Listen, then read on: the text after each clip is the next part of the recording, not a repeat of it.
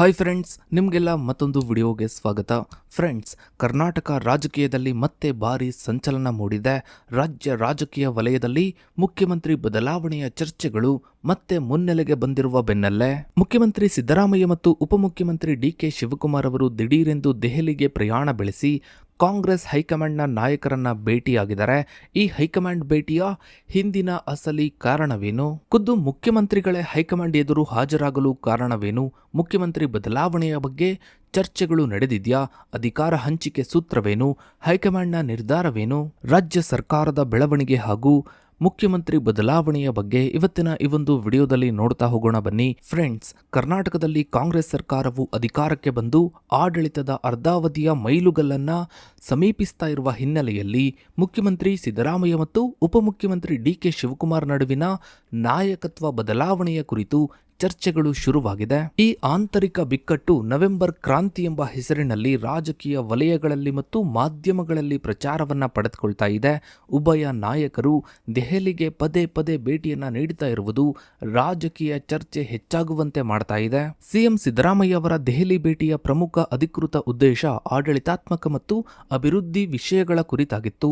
ಇವರು ಪ್ರಧಾನಿ ನರೇಂದ್ರ ಮೋದಿ ಅವರನ್ನ ಭೇಟಿ ಮಾಡಿ ಕಬ್ಬು ಬೆಳೆಗಾರರ ಸಮಸ್ಯೆಗಳು ಮತ್ತು ಮಹದಾಯಿ ಹಾಗೂ ಮೇಕೆದಾಟು ಜಲ ಯೋಜನೆಗಳ ಬಾಕಿ ಇರುವ ಅನುಮೋದನೆಗಳ ಕುರಿತು ಚರ್ಚೆಯನ್ನ ನಡೆಸುವ ಉದ್ದೇಶವನ್ನ ಹೊಂದಿದ್ರು. ಇದರೊಂದಿಗೆ ಇವರು ಕಾಂಗ್ರೆಸ್ನ ಹೈಕಮಾಂಡ್ನ ಭೇಟಿ ಮಾಡಿ ಸಂಪುಟ ಪುನರ್ರಚನೆಯ ಪ್ರಸ್ತಾಪವನ್ನ ಅಂತಿಮಗೊಳಿಸುವ ಗುರಿಯನ್ನು ಕೂಡ ಹೊಂದಿದ್ರು. ಇನ್ನು ಮತ್ತೊಂದು ಕಡೆ ಇದಕ್ಕೆ ವ್ಯತಿರಿಕ್ತವಾಗಿ ಡಿಸಿಎಂ ಡಿಕೆ ಶಿವಕುಮಾರ್ ಅವರು ಹೈಕಮಾಂಡ್ನ ವಿಶ್ವಾಸವನ್ನ ಗಳಿಸುವ ವಿಧೇಯತೆಯ ತಂತ್ರಕ್ಕೆ ಒತ್ತು ನೀಡಿದ್ದು ನಾಯಕತ್ವ ಬದಲಾವಣೆಯ ಕುರಿತು ಬಹಿರಂಗವಾಗಿ ಮಾತನಾಡುವುದನ್ನು ನಿಲ್ಲಿಸುವ ಮೂಲಕ ಶಿಸ್ತಿನ ಸಿಪಾಯಿ ಎಂಬ ತಮ್ಮ ಪ್ರತಿರೂಪವನ್ನ ಬಲಪಡಿಸ್ತಾ ಇದ್ದಾರೆ. ಈ ಸಂದರ್ಭದಲ್ಲಿ ಹೈಕಮಾಂಡ್ ಈ ಆಂತರಿಕ ಘರ್ಷಣೆಯನ್ನ ನಿಯಂತ್ರಣ ಮಾಡಲು ಅಸ್ಪಷ್ಟತೆಯ ತಂತ್ರವನ್ನ ಅನುಸರಿಸ್ತಾ ಇದೆ. 2023ರ ಕರ್ನಾಟಕ ವಿಧಾನಸಭಾ ಚುನಾವಣೆಯಲ್ಲಿ ಕಾಂಗ್ರೆಸ್ ಭರ್ಜರಿ ಬಹುಮತ ಗಳಿಸಿತು. ಇದು ಪಕ್ಷದ ಮಟ್ಟಿಗೆ ಐತಿಹಾಸಿಕ ವಿಜಯವಾಗಿತ್ತು. ಸಾಮಾನ್ಯವಾಗಿ ಇಂತಹ ಭರ್ಜರಿ ಗೆಲುವು ಮುಖ್ಯಮಂತ್ರಿಗೆ ಸಂಪೂರ್ಣ ಅಧಿಕಾರವನ್ನ ನೀಡುತ್ತದೆ. ಆದರೂ ಈ ಸಂದರ್ಭದಲ್ಲಿ ಸಿಎಂ ಸ್ಥಾನಕ್ಕೆ ಸಿದ್ದರಾಮಯ್ಯ ಮತ್ತು ಡಿಕೆ ಶಿವಕುಮಾರ್ ಇಬ್ಬರು ಪ್ರಬಲ ಆಕಾಂಕ್ಷಿಗಳಾಗಿದ್ದರಿಂದ ಅಧಿಕಾರ ಹಂಚಿಕೆ ಉಂಟಾಯಿತು. ಸಿದ್ದರಾಮಯ್ಯ ಅವರು ಅಹಿಂದ ಸಮುದಾಯಗಳ ನಡುವೆ ವ್ಯಾಪಕ ಜನಪ್ರಿಯತೆಯನ್ನ ಹೊಂದಿದ್ದಾರೆ.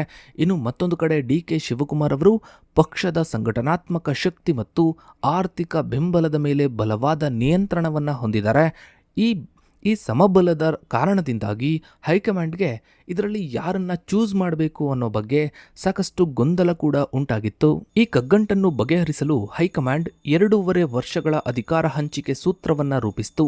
ಈ ಸೂತ್ರದ ಪ್ರಕಾರ ಸಿದ್ದರಾಮಯ್ಯ ಅವರು ಮೊದಲ 2.5 ವರ್ಷಗಳಿಗೆ ಸಿಎಂ ಆಗಿ ಮತ್ತು ನಂತರ ಡಿಕೆ ಶಿವಕುಮಾರ್ ಅವರು ಮುಂದಿನ 2.5 ವರ್ಷಗಳಿಗೆ ಸಿಎಂ ಆಗಿ ಅಧಿಕಾರವನ್ನ ವಹಿಸಿಕೊಳ್ಳುವ ಒಪ್ಪಂದವಿತ್ತು. ಆದರೂ ಈ ಸೂತ್ರದ ಕುರಿತು ಹೈಕಮಾಂಡ್ನಿಂದ ಯಾವುದೇ ಅಧಿಕೃತ ಹೇಳಿಕೆ ಇಲ್ಲದಿರುವುದು ಮತ್ತು ಸಿಎಂ ಸಿದ್ದರಾಮಯ್ಯ ಅವರು ಪೂರ್ಣ ಅವಧಿಯ ಪ್ರತಿಪಾದನೆ ಮಾಡಿರುವುದು ಪ್ರಸ್ತುತ ಆಡಳಿತಾತ್ಮಕ ಬಿಕ್ಕಟ್ಟಿಗೆ ಪ್ರಮುಖ ಕಾರಣವಾಗಿದೆ. ಅಧಿಕಾರ ಹಂಚಿಕೆಯ ಕುರಿತು ಈ ಅಸ್ಪಷ್ಟ ಒಪ್ಪಂದವು 2023ರ ಮೇನಲ್ಲಿ ಯಾವುದೇ ರಾಜಕೀಯ ಸಂಘರ್ಷವಾಗದಂತೆ ತಡೆಯಿತು. ಆದರೆ ಈಗ ನವೆಂಬರ್ ಕ್ರಾಂತಿ ಶುರುವಾಗಿದೆ. ಕರ್ನಾಟಕದ ಉನ್ನತ ನಾಯಕರುಗಳ ದೆಹಲಿ ಭೇಟಿಯು ಕೇವಲ ಆಡಳಿತಾತ್ಮಕ ಸಭೆಯಾಗಿರದೆ ಆಂತರಿಕ ಅಧಿಕಾರ ಸಮತೋಲನವನ್ನ ಸಾಧಿಸುವ ಅಥವಾ ಬದಲಾಯಿಸುವ ರಾಜಕೀಯ ತಂತ್ರಗಳಾಗಿವೆ. ದೆಹಲಿ ಭೇಟಿಗಳ ಹಿಂದಿನ ಅಧಿಕೃತ ಅಜೆಂಡಾಗಳು ಮತ್ತು ಆಂತರಿಕ ಕಾರ್ಯಸೂಚಿಗಳ ನಡುವಿನ ಗಣನೀಯ ವ್ಯತ್ಯಾಸವನ್ನ ಕಾಣಬಹುದು.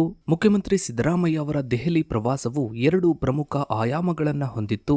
ರಾಜ್ಯದ ಆಡಳಿತಾತ್ಮಕ ಹಿತಾಸಕ್ತಿಗಳನ್ನು ಕಾಪಾಡುವುದು ಮತ್ತು ಪಕ್ಷದೊಳಗೆ ತಮ್ಮ ಸ್ಥಾನವನ್ನ ಭದ್ರಪಡಿಸುವುದು. ಇನ್ನು ಉಪಮುಖ್ಯಮಂತ್ರಿ ಡಿಕೆ ಶಿವಕುಮಾರ್ ಅವರ ದೆಹಲಿ ಭೇಟಿಯ ಸುತ್ತಲೂ ಸಾಕಷ್ಟು ರಾಜಕೀಯ ತಂತ್ರಗಳು ಅಡಗಿವೆ. ಡಿಕೆ ಶಿವಕುಮಾರ್ ಅವರು ತಮ್ಮ ದೆಹಲಿ ಪ್ರವಾಸವನ್ನು ರಾಜಕೀಯ ಊಹಾಪೋಹಗಳಿಂದ ದೂರವಿಡಲು ಪ್ರಯತ್ನಿಸಿದರು.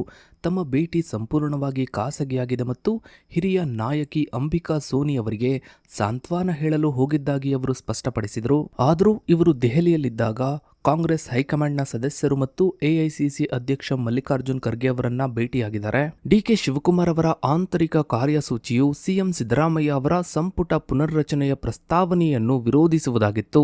ಸಿದ್ದರಾಮಯ್ಯ ಅವರ ಈ ಪ್ರಸ್ತಾವನೆಯನ್ನು ತಡೆಯಲು ಡಿಕೆ ಶಿವಕುಮಾರ್ ಅವರು ಶತ ಪ್ರಯತ್ನ ಮಾಡಿದ್ದಾರೆ ಎಂದು ವರದಿಗಳು ತಿಳಿಸುತ್ತವೆ. ಸಂಪುಟ ಪುನರ್ರಚನೆಯು ಸಿದ್ದರಾಮಯ್ಯ ಅವರ ನಿಯಂತ್ರಣವನ್ನ ಬಲಪಡಿಸಿದ್ರೆ ನಾಯಕತ್ವ ಬದಲಾವಣೆ ಸೂತ್ರವನ್ನು ಅನುಷ್ಠಾನಗೊಳಿಸುವುದು ಕಷ್ಟಕರವಾಗುತ್ತದೆ ಎಂಬ ರಾಜಕೀಯ ಅರಿವು ಈ ವಿರೋಧಕ್ಕೆ ಕಾರಣ.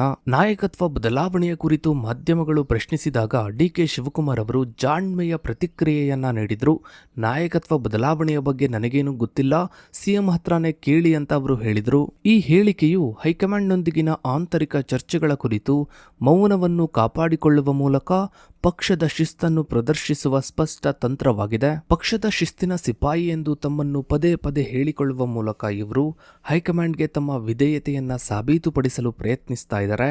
ಈ ತಂತ್ರದ ಮೂಲಕ ಇವರು ಸಿಎಂ ಹುದ್ದೆಯ ಆಕಾಂಕ್ಷಿಯಾಗಿದ್ದರೂ ಪಕ್ಷದ ನಿರ್ಧಾರವೇ ಅಂತಿಮ ಎಂದು ಒಪ್ಪಿಕೊಳ್ಳುವ ಮೂಲಕ ನಾಯಕತ್ವ ಬದಲಾವಣೆಯ ಮೇಲಿನ ಒತ್ತಡವನ್ನ ಪರೋಕ್ಷವಾಗಿ ಹೆಚ್ಚಿಸ್ತಾ ಇದ್ದಾರೆ. ಕರ್ನಾಟಕ ರಾಜಕಾರಣದಲ್ಲಿ ನವೆಂಬರ್ ತಿಂಗಳು ಪ್ರಕ್ಷುಬ್ಧತೆಯ ಮೂಲವಾಗಿದೆ. ಇದರ ಕೇಂದ್ರದಲ್ಲಿ 2023ರ ವಿಧಾನಸಭಾ ಚುನಾವಣೆಯ ನಂತರ ರೂಪುಗೊಂಡಿದೆ ಎನ್ನಲಾದ ಅಧಿಕಾರ ಹಂಚಿಕೆಯ ಸೂತ್ರದ ವಿವಾದವಿದೆ.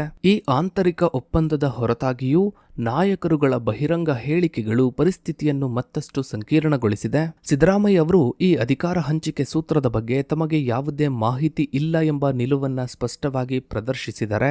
ಇವರು ಜುಲೈ 11ರಂದು ಮತ್ತು ನಂತರವೂ ತಾವು ಶಾಸಕಾಂಗ ಪಕ್ಷದ ನಾಯಕರಾಗಿ ಪೂರ್ಣ 5 ವರ್ಷಗಳ ಅವಧಿಗೆ ಆಯ್ಕೆಯಾಗಿದ್ದು ತಮ್ಮ ಅವಧಿಯನ್ನ ಪೂರ್ಣಗೊಳಿಸುವುದಾಗಿ ಘೋಷಿಸಿದರು. ಈ ನಿಲುವಿಗೆ ಪೂರಕವಾಗಿ ಗೃಹ ಸಚಿವರಾದ ಡಾಕ್ಟರ್ ಜಿ ಪರಮೇಶ್ವರ್ ಅವರು ಮಾತನಾಡಿದ್ದು 2023ರ ಚುನಾವಣೆಯ ನಂತರ ಶಾಸಕಾಂಗ ಪಕ್ಷದ ಸಭೆಯಲ್ಲಿ ಸಿದ್ದರಾಮಯ್ಯ ಅವರನ್ನು ಪೂರ್ಣ 5 ವರ್ಷಗಳ ಅವಧಿಗೆ ನಾಯಕರಾಗಿ ಆಯ್ಕೆ ಮಾಡಲಾಗಿತ್ತು ಎಂದು ಸ್ಪಷ್ಟಪಡಿಸಿದರು. ಈ ಹೇಳಿಕೆಯು ಸಿಎಂ ಸಿದ್ದರಾಮಯ್ಯ ಅವರ ನಿಲುವಿಗೆ ಸಾಂಸ್ಥಿಕ ಬಲವನ್ನ ನೀಡುತ್ತದೆ. ಆದರೂ ಪರಮೇಶ್ವರ್ ಅವರು ಅದೇ ಸಮಯದಲ್ಲಿ ಹೈಕಮಾಂಡ್ ಬೇರೆ ನಿರ್ಧಾರವನ್ನ ತೆಗೆದುಕೊಂಡ್ರೆ ಅದನ್ನು ಒಪ್ಪಿಕೊಳ್ಳುವುದು ಅನಿವಾರ್ಯ ಎಂದು ಹೇಳಿದರು. ಈ ಸೂಕ್ಷ್ಮ ಹೇಳಿಕೆಯು ಕಾಂಗ್ರೆಸ್ನ ಸಂಘಟನಾ ಸ್ವರೂಪದಲ್ಲಿ ಪ್ರಜಾಪ್ರಭುತ್ವದ ಮಿತಿಗಳನ್ನು ಮತ್ತು ಹೈಕಮಾಂಡ್ನ ಅಂತಿಮ ಅಧಿಕಾರದ ಶ್ರೇಷ್ಠತೆಯನ್ನ ಪ್ರತಿಬಿಂಬಿಸುತ್ತೆ.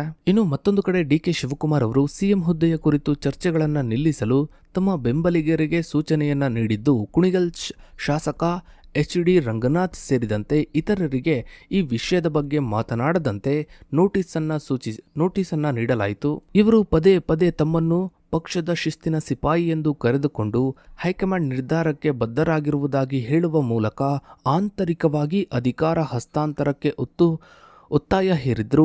ಬಹಿರಂಗವಾಗಿ ಸಿಎಂ ಮೇಲಿನ ಒತ್ತಡವನ್ನು ಪರೋಕ್ಷವಾಗಿ ಹೆಚ್ಚಿಸುವ ತಂತ್ರಕ್ಕೆ ಅಂಟಿಕೊಂಡಿದ್ದಾರೆ. ನಾಯಕತ್ವದ ಬಿಕ್ಕಟ್ಟು ಕೇವಲ ಸಿಎಂ ಮತ್ತು ಡಿಸಿಎಂ ನಡುವೆ ಮಾತ್ರ ಸೀಮಿತವಾಗಿಲ್ಲ. ಇದು ರಾಜ್ಯದಾದ್ಯಂತ ಪಕ್ಷದ ಶಾಸಕಾಂಗ ಪಕ್ಷ ಮತ್ತು ಸಚಿವ ಸಂಪುಟದೊಳಗೆ ಆಕಾಂಕ್ಷಿಗಳು ಮತ್ತು ಬಣ ರಾಜಕೀಯವನ್ನ ತೀವ್ರಗೊಳಿಸಿದೆ. ಇನ್ನು ಮುಂದಿನ ದಿನಗಳಲ್ಲಿ ರಾಜ್ಯ ರಾಜಕೀಯದಲ್ಲಿ ಏನೆಲ್ಲ ಬದಲಾವಣೆಗಳಾಗುತ್ತೆ ಅನ್ನೋದನ್ನ ಕಾದು ನೋಡಬೇಕಿದೆ.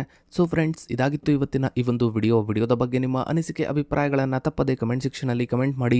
ಹಾಗೆ ವಿಡಿಯೋಗೊಂದು ಲೈಕ್ ಮಾಡ್ತಾ ವಿಡಿಯೋನ ಆದಷ್ಟು ಎಲ್ಲ ಕಡೆ ಶೇರ್ ಮಾಡಿ. ನೀವಿನ್ನು ನಮ್ಮ ಚಾನಲ್ಗೆ ಸಬ್ಸ್ಕ್ರೈಬ್ ಆಗಿಲ್ಲ ಅಂದರೆ ಕೆಳಗಡೆ ಕಾಣೋ ಸಬ್ಸ್ಕ್ರೈಬ್ ಬಟನ್ ಕ್ಲಿಕ್ ಮಾಡಿ. ಹಾಗೆ ಪಕ್ಕದಲ್ಲಿ ಕಾಣೋ ಬೆಲ್ ಐಕಾನ್ ಕೂಡ ಕ್ಲಿಕ್ ಮಾಡಿ. ಥ್ಯಾಂಕ್ಸ್.